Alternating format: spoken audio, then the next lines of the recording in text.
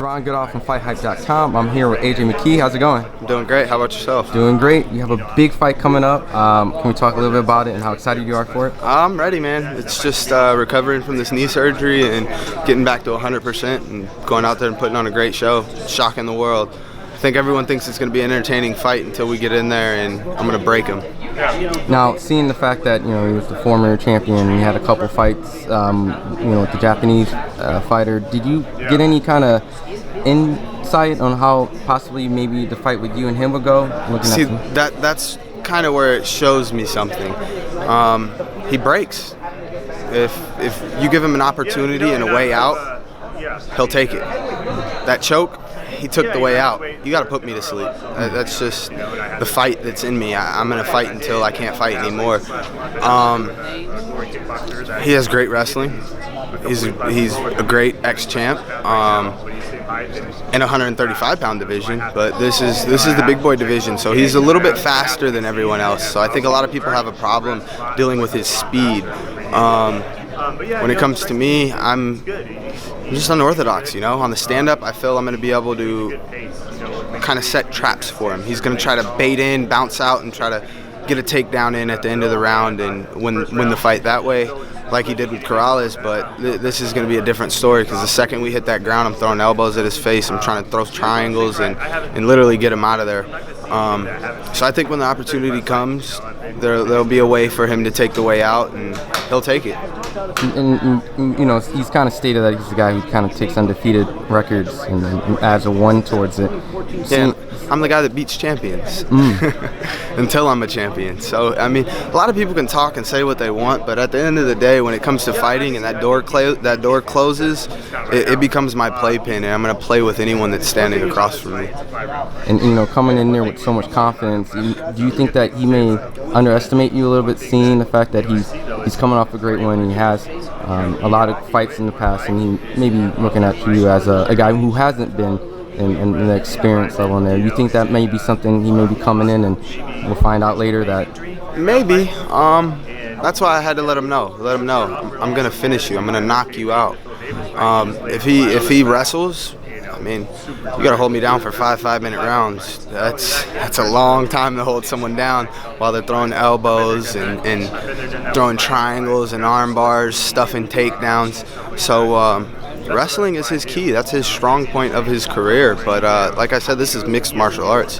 He needs to mix up his arts a little bit more, and I don't think he's established all of his skills really to their full capability.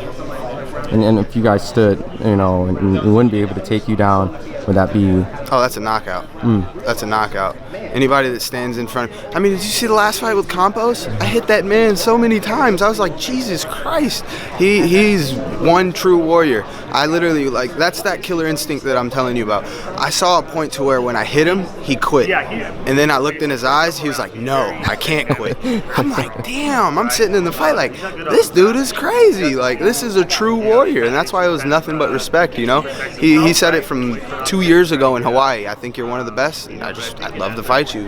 A lot of respect in that fight, and those are the fights I like, Guys are willing to go in there and leave it all in there. So I feel that was my biggest fight. That was the fight of the tournament for me. And you think this fight would be a little bit easier? He breaks. He breaks. Campos had many opportunities to take a way out and ball up. Not once did he do that. I had a triangle and couldn't finish the triangle. I had to switch it to an armbar. I literally tried to break that man's arm. I was like, break it. I thought in my head, break his arm. And put it in the pocket, hipped in, and he tapped.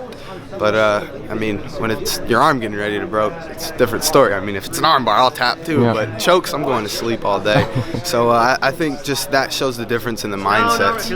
I'm ready to go out on your shield. Always. And I guess that comment's been around in the heavyweight boxing. I don't know if you've seen the Deontay Wilder and Tyson Fury fight. Yeah. Seeing that you're a great striker yourself, what was your thoughts on that particular fight? I think it was a good stoppage for his corner just because of the injuries that he's had sustained. Bleeding from your eardrum is not good. That's direct contact to your equilibrium, so that's why it looked like he was out there on ice skates. He wasn't there. It was a good stop for his corner. I respect his corner, and I respect him as well as a fighter. You know what I mean? To want to go out on that shield.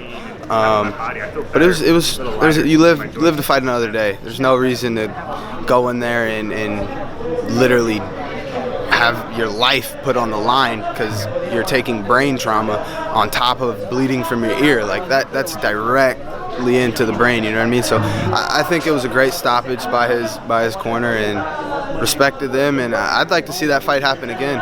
Definitely. Do you think anything can possibly change, seeing that Fury, in many eyes, seems so dominant that maybe the adjustments may not be there, some people may see?